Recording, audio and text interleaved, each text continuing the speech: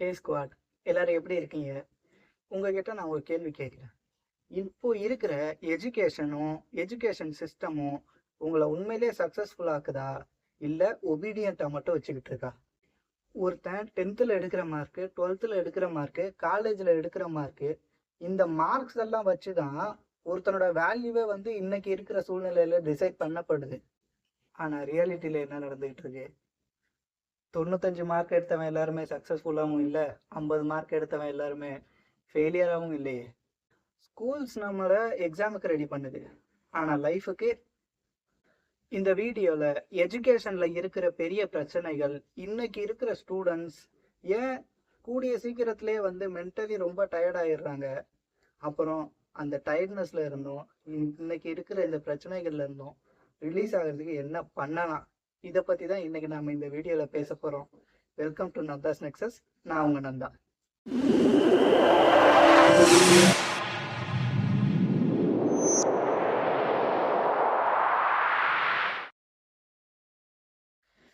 நாம் எல்லாருமே இந்த விஷயத்தை நோட் பண்ணியிருப்போம். ஸ்கூலை பொறுத்த வரைக்கும் மேக்ஸிமம் எல்லா ஸ்டூடெண்ட்ஸுமே ஒரே மாதிரி தான் நடத்துவாங்க. எல்லாருக்குமே ஒரே சிலபஸ் தான், ஒரே கொஸ்டின் தான், அவங்க எழுத போகிறது ஒரே மாதிரியான ஆன்சர்ஸ் தான். ஆனால் அந்த ஸ்டூடெண்ட்ஸ் எடுக்கிற மார்க்ஸ் மட்டும் டிஃபர் ஆகுது. இது ஏன்? அது ஏன் அப்படின்னு பார்த்தீங்கன்னா, எல்லா ஸ்டூடெண்ட்ஸுமே வந்து ஒரே மாதிரியான மைண்ட் செட்டில் இருக்கிறது இல்லை. ஒரு சில ஸ்டூடெண்ட்ஸுக்கு வந்து அந்த எஜுகேஷன் வந்து பேஷனாக இருக்கலாம், சில ஸ்டூடெண்ட்ஸுக்கு டிராயிங்கில் இன்ட்ரெஸ்ட் இருக்கலாம், ஒரு சில ஸ்டூடெண்ட்ஸுக்கு ஸ்போர்ட்ஸில் இன்ட்ரெஸ்ட் இருக்கலாம். ஆனால் இன்னைக்கு இருக்கிற எஜுகேஷன் சிஸ்டம் என்ன சொல்லுது? நீ மேக்ஸில் 100 மார்க் எடுத்திருக்கியா, நீ இன்டெலிஜென்ட். நீ வந்து சயின்ஸில் வந்து 60 மார்க் எடுத்திருக்கியா, நீ ஆவரேஜ் ஸ்டூடெண்ட்ஸ். அவ்வளோதான் இந்த எஜுகேஷன் சிஸ்டமை பொறுத்த வரைக்கும்.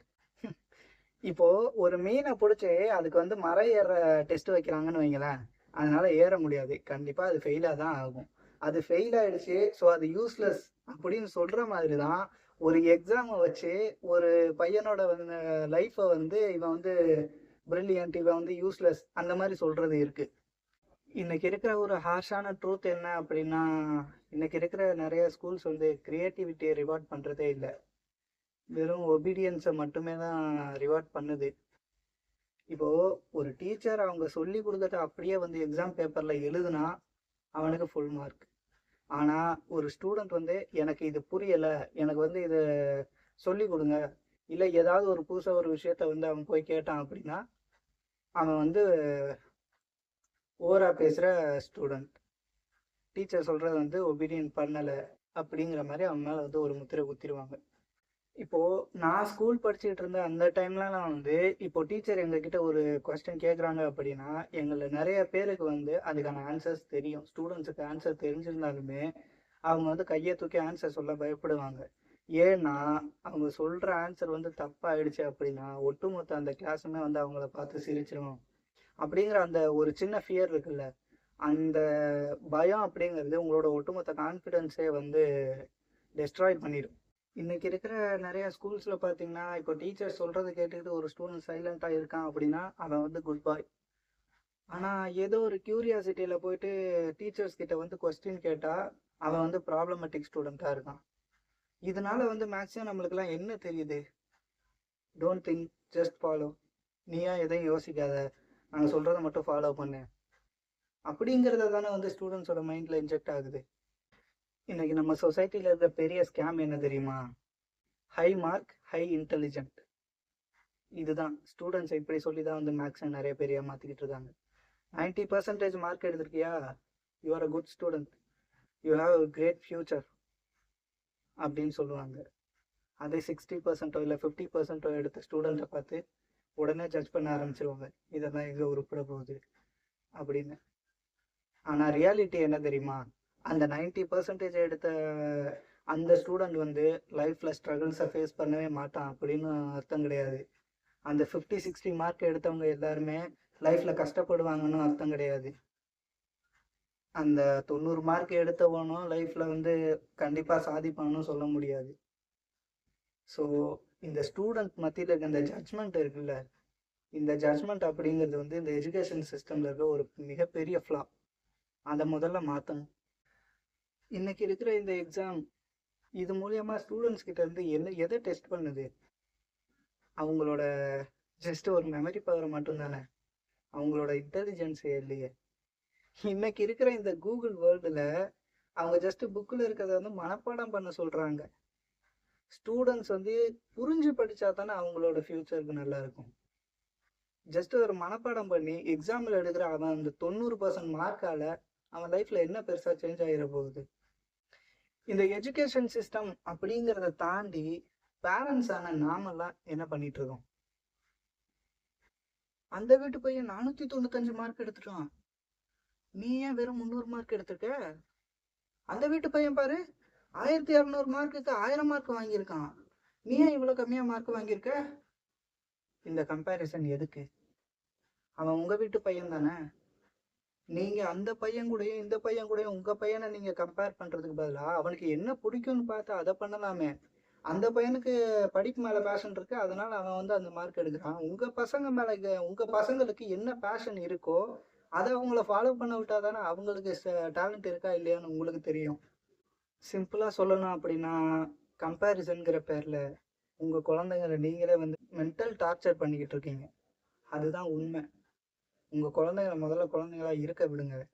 அவங்க கூட பேசினா தானே அவங்களுக்கு என்ன பிடிக்குங்கிறதுலாம் உங்களுக்கு தெரியும். 12 வருஷம் ஸ்கூலு, 3 வருஷமோ இல்லை 4 வருஷமோ காலேஜ், இதை முடிச்சுட்டு வெளியே சொசைட்டிக்கு வர்ற ஒரு அந்த மாணவனுக்கு ஒரு டேக்ஸ் எப்படி ஃபைல் பண்ணணும்னு நிறைய மாணவர்களுக்கு தெரியலை. ஒரு இன்டர்வியூ எப்படி கிராக் பண்ணணும்னு நிறைய பேருக்கு தெரியலை. வேலைக்கு போயிட்டு சம்பாதிச்ச பணத்தை எப்படி சேவ் பண்ணணும்னு அவங்களுக்கு தெரியல. அவங்களுக்கான கான்ஃபிடென்ஸை எப்படி பில்ட் பண்ணணும் அப்படிங்கிறது அவங்களுக்கு தெரியல. இது யாரோட தப்புன்னு நீங்க நினைக்கிறீங்க? ஆனா பீரியாடிக் டேபிள் மட்டும் ஃபுல் மனப்பாடம். உடனே எல்லாரும் சொல்லலாம், அந்த கிளாஸ்ல இருக்க 60 ஸ்டூடெண்ட்ஸுக்கு மேலே ஒரே மாதிரி தான் நாங்கள் சொல்லி கொடுக்குறோம், அவங்களுக்கு புரியலைன்னா நாங்கள் என்ன பண்றது அப்படின்னு நீங்க கேட்கறது நியாயம்தான். நான் இல்லைன்னா கண்டிப்பா சொல்ல மாட்டேன். ஆனா நல்லா படிக்கிற ஸ்டூடெண்ட்ஸுக்கு சொல்லி கொடுக்கறத விட சப்போஸ் ஒண்ணுமே தெரியாத ஸ்டூடெண்ட்ஸை வந்து படிக்க வச்சு அவனை மேல கொண்டு வர்றதான ஒரு நல்ல டீச்சருக்கு அழகு. அதுதான் வந்து இந்த எஜுகேஷன் சிஸ்டம்லாம் மாறணும் அப்படின்னு எல்லாரும் நினைக்கிறது. படிச்சு முடிச்ச ஒரு ஸ்டூடெண்ட் இன்டர்வியூக்கு ஃபர்ஸ்ட் டைம் போறான். டெக்னிக்கலி ஓகே, அவன் வந்து நல்லா பண்ணிட்டான். ஆனா அவன்கிட்ட கம்யூனிகேஷன் கரெக்டா இல்லை, கான்ஃபிடென்ஸ் சரியா இல்லை. இது யாரோட தப்பு? ஏன்னா எஜுகேஷன் சிஸ்டம் மார்க்ஸ் எப்படி எடுக்கணும்னு சொல்லி கொடுக்குதே தவிர கம்யூனிகேஷனையோ இல்லை அவனோட கான்ஃபிடென்ஸ் எப்படி பில்ட் பண்ணுறதை பற்றியோ சொல்லி கொடுக்கறதே இல்லை. இஎம்ஐனா என்ன, கிரெடிட் ஸ்கோர்னா என்ன, இன்வெஸ்ட்மெண்ட்னா என்ன, இதெல்லாம் லைஃப்பில் எவ்வளோ இம்பார்ட்டண்ட்டான விஷயம். ஆனால் இதெல்லாம் ஸ்கூல்லேயே காலேஜில் சொல்லி கொடுப்பாங்களா? School will teach you how to pass the exam, but life ask you how to handle the failures. இப்போ இருக்கிற ஸ்டூடெண்ட்ஸ் உண்மையிலேயே டயர்டாக இல்லை, பேர்ன் அவுட் ஆகிக்கிட்டு இருக்காங்க. அதுதான் ரியாலிட்டி. காலையில் ஸ்கூலு, சாயந்தரம் டியூஷனு, நைட்டு எக்ஸாமு, ரிப்பீட்டு. காலையில் ஸ்கூலு, சாயந்தரம் டியூஷனு, நைட்டு எக்ஸாமு, ரிப்பீட்டு. இப்படியே போய்கிட்டு இருந்தா ஒரு மிஷின் கூட ஓவராக ஒர்க் பண்ணி ஓவர்லோட் ஆச்சு அப்படின்னா ஹீட் ஆகும். மனுஷங்களோட பிரெயின், அதுவும் அவங்களாம் குழந்தைங்க, அவங்களோட பிரெயின் எப்படி இதில் சர்வைவ் ஆகும்னு நீங்கள் நினைக்கிறீங்க? பல ஸ்டூடெண்ட்ஸ் இன்னைக்கு பேஷனுக்காக படிக்கிறது இல்லை, பயத்தினால மட்டும்தான் படிச்சுக்கிட்டு இருக்காங்க. எங்கே நம்ம எக்ஸாமில் ஃபெயில் ஆகிடுமோ, எங்கே நம்ம பெற்றவங்களை நம்ம டிசப்பாயிண்ட் பண்ணிடுவோமோ, எங்கே நம்மளை சுற்றி இருக்கிறவங்க நம்மளை ஈஸியாக ஜட்ஜ் பண்ணிடுவாங்களோ அப்படிங்கிற பயத்தினால தான் இன்னைக்கு இருக்கிற நிறைய ஸ்டூடெண்ட்ஸ் வந்து படிச்சுக்கிட்டே இருக்காங்க. இந்த பயம் கொஞ்சம் கொஞ்சமாக அவங்களோட கான்ஃபிடென்ஸை கில் பண்ணும். கொஞ்ச நாளில் அவங்களே தொலைச்சிருவாங்க. இன்னைக்கு இருக்கிற பேரண்ட்ஸ் எல்கேஜிலேருந்தே ஆரம்பிச்சிருவாங்க, நீ ஃபர்ஸ்ட் ரேங்க் தான் எடுக்கணும் அப்படின்ட்டு. ஆனால் யாருமே அதை பற்றி கேட்குறது இல்லை. இன்னைக்கு நீ பாடத்துலேருந்து என்ன புரிஞ்சுக்கிட்ட, நீ சந்தோஷமாக தான் இதை படிக்கிறியா அப்படின்ட்டு. Education should create thinkers, right? But நம்மளோட எஜுகேஷன் சிஸ்டம்ஸ் எதை கிரியேட் பண்ணுது? ஆன்ஷியஸ் பீப்புள்ஸை மட்டும்தானே அந்த மாதிரி கிரியேட் பண்ணிக்கிட்டு இருக்கு. ஒரு ஹார்ஷான ட்ரூத்தை நான் சொல்கிறேன், உங்கள் கையில் நீங்கள் ஒரு டிகிரி வச்சுருக்கிறது உங்களோட லைஃப்பை கண்டிப்பாக செட்டில் பண்ணாது. இப்போ இருக்கிற நிறையா ஸ்டூடெண்ட்ஸ் வந்து பிஇ எடுக்கிறதுக்கு என்ன காரணம்னு நினச்சிக்கிட்டு இருக்கீங்க? இன்ஜினியரிங்கிறத நிறைய பேர் பேஷனாக எடுத்து பண்ணிட்டு இருக்கிறதுனாலயா? அது ஒரு சேஃப் சைடு. அதனால தான் இன்னைக்கு இருக்கிற நிறைய ஸ்டூடெண்ட்ஸ் வந்து இன்ஜினியரிங்கே சூஸ் பண்ணுறாங்க. இப்போது எயிட்டிஸ் 90s அப்போல்லாம் வந்து என்ஜினியரிங்ன்றது வந்து ஒரு பேஷனாக இருந்தது. இப்போ இன்ஜினியரிங் படித்தவங்க எல்லாருமே வந்து ஒரு கெத்தாக இருந்தாங்க. ஆனால் இப்போ இருக்கிற ஸ்டூடெண்ட்ஸுக்கு பாதி பேருக்கு பேஷனாகவும் பாதி பேருக்கு வந்து அது ஒரு சேஃப் ஜோனாக மட்டும்தான் அது தெரியுது. ஃபர்ஸ்ட் டே இன்னைக்கு காலேஜ் சேர்ற ஒரு ஸ்டூடெண்ட்டுக்கு ஆஃப்டர் 3 இயர்ஸோ இல்லை 4 இயர்ஸோ அதுக்கப்புறமா அவனுக்கு வந்து எது மேலேயுமே இன்ட்ரெஸ்ட் இருக்கிறதில்ல, எந்த ஸ்கில்ஸுமே இருக்கிறதில்ல, அவனுக்கு வழிகாட்டுறது மேக்ஸிமம் யாருமே இருக்கிறதில்ல. இப்போ இருக்கிற ஸ்டூடெண்ட்ஸ் நிறைய பேர் பார்த்தீங்கன்னா யூடியூபோட டுட்டோரியல்ஸை பார்த்து தானே அவங்க வந்து எல்லாத்தையும் கற்றுக்கிறதே வந்து யூடியூப் டுட்டோரியல்ஸை பார்த்து தானே கற்றுக்குறாங்க. இல்லை கூகுளில் போயிட்டு இதை ஏதாவது ஒன்று சர்ச் பண்ணி அதை பார்த்து தானே கற்றுக்குறாங்க. இன்னைக்கு காலேஜ்லேருந்து வெளியே வர ஸ்டூடெண்ட்ஸ் அவங்களோட அந்த சப்ஜெக்டில் வந்து 100% வந்து இது எனக்கு தெரியும் அப்படின்னு எத்தனை பேர் வர்றாங்கன்னு நீங்கள் நினைக்கிறீங்க? ஹானஸ்ட்டாக சொல்லணும் அப்படின்னா ஸ்கூல்லே காலேஜ்லேயே கற்றுக்கிறத விட ஒரு ஸ்டூடெண்ட் வந்து மொபைல் ஃபோனில் தான் வந்து இன்றைக்கி இருக்கிற உலகத்தில் அதிகமாகவே கற்றுக்குறான். அதுதான் உண்மை. ஆனால் இன்றைக்கி இருக்கிற இந்த இன்டர்நெட்லேயும் ஸ்மார்ட் ஃபோன்லேயும் வந்து தவறான விஷயங்கள் நிறைய இருக்குது. அதை நான் இல்லைன்னு கண்டிப்பாக சொல்லவே மாட்டேன். ஆனால் இப்போ ஸ்கூல்ஸ்லேயோ காலேஜஸ்லேயோ அவன் கற்றுக்கிற அந்த விஷயத்தை விட அவன் இன்டர்நெட்டில் தான் அதிகமாக கற்றுக்குறான் அப்படிங்கிறது தான் உண்மை. இப்போ உதாரணத்துக்கு சொல்லணும் அப்படின்னா ஒரு ஃபிசிக்ஸ் கான்செப்ட் இருக்குன்னு வைங்களேன், அதை வந்து ஒரு டீச்சர் வந்து போர்டில் எழுதி போட்டு அவங்களுக்கு வந்து சொல்லி கொடுக்கறதுக்கும் இப்போ யூடியூப்பில் போயிட்டு ஒரு அனிமேஷன் வீடியோவாக அவன் வந்து அதை ஒரு தியரிட்டிக்கல் வீடியோவாக அவன் பார்க்குறதுக்கும் அவன் நிறைய வித்தியாசம் இருக்குல்ல, அவனுக்கு புரிஞ்சுக்கிற அந்த தன்மையை மாறும்ல. சரி, ஓகே. இப்போ வந்து எஜுகேஷன் சிஸ்டமில் ஃப்ளாஸ் இருக்குது, பிரச்சனைகள் இருக்குது. ஆனால் அதுக்கு இப்போ என்ன பண்ணலாம் அப்படின்னு கேட்டிங்கன்னா, முதல் விஷயம் நீங்கள் எக்ஸாம்ஸில் எடுக்கிற மார்க்ஸ் இம்பார்ட்டண்ட்டு தான், நான் இல்லைன்னு கண்டிப்பாக சொல்ல மாட்டேன். ஆனால் அந்த மார்க்கே உங்கள் லைஃப்னு கிடையாது, அதையும் தாண்டி வாழ்க்கை இருக்குது. ஸோ உங்களோட மார்க்ஸை பார்த்து தயவு செஞ்சு நீங்கள் டிமோட்டிவேட் ஆகாதீங்க. ரெண்டாவது விஷயம், எஜுகேஷனை தாண்டி ஏதாவது ஒரு ஸ்கில் உங்களை நீங்களே அதில் டெவலப் பண்ணிக்கோங்க. எனிதிங், ஏதாவது ஒரு ஸ்கில். இப்போ ஸ்விம்மிங்கோ இல்லை கிரிக்கெட்டோ இல்லை ஸ்போர்ட்ஸோ, வேறு ஏதாவது ஸ்போர்ட்ஸோ இல்லை கபடியோ, ஏதோ ஒரு ஸ்கில்லை வந்து நீங்கள் வந்து உங்களுக்கு பில்ட் பண்ணிக்கிட்டீங்க அப்படின்னா அந்த ஸ்கில்லை வந்து உங்களுக்கு வந்து அடுத்து என்ன பண்ணலாம் அப்படிங்கிற ஒரு ஐடியாவை கொடுக்கும். மூணாவது, கம்யூனிகேஷன் லேர்ன் பண்ணுங்கள். அது வந்து உங்கள் ஸ்கூலோ உங்கள் காலேஜோ உங்களுக்கு டீச் பண்ணாத ஒரு சுப்பீரியர் பவர் கம்யூனிகேஷன் தான். உங்களோட கம்யூனிகேஷனை வச்சு தான் நீங்கள் எப்படிப்பட்ட ஆள் அப்படிங்கிறத வந்து இந்த சொசைட்டி வந்து ஜட்ஜ் பண்ணும். ஃபெயிலியரை பார்த்து தயவு செஞ்சு பயப்படாதீங்க. ஃபெயிலியருங்கிறது வந்து just one of the part தான் உங்களோட லைஃப்பில். தைரியமாக கொஸ்டின் கேளுங்க. உங்களுக்கு இந்த எஜுகேஷன் சம்மந்தமாக என்ன கொஸ்டின் இருந்தாலுமே நீங்கள் தைரியமாக போய் உங்கள் டீச்சர்ஸ்கிட்ட கேளுங்க. அவங்க என்ன உங்களுக்கு வந்து சொல்லி கொடுக்குறது தான் அவங்களுக்கு வந்து முக்கியமான வேலையே. ஒரு டீச்சர் சொல்லி கொடுக்குற வேலையாக இருக்காங்களா, இன்னொரு டீச்சர்கிட்ட போய் கேளுங்க. யாருக்காகவும் தயவு செஞ்சு உங்களோட க்யூரியாசிட்டியை மட்டும் தயவு செஞ்சு விட்டுறாதீங்க. இந்த வீடியோவோட பர்பஸ் எஜுகேஷனை ஹேட் பண்ணுறதோ இல்லை எஜுகேஷன் சிஸ்டத்தை வந்து தப்பாக பேசுகிறதோ கண்டிப்பாக இல்லை. ஆனால் அதில் என்ன இருக்குங்கிறத பற்றி ஃபுல்லாக தெரிஞ்சுக்காம அதை வந்து அப்படியே பிளைண்டாக ஃபாலோ பண்ண வேணாம் அப்படின்னு தான் நான் சொல்கிறேன்.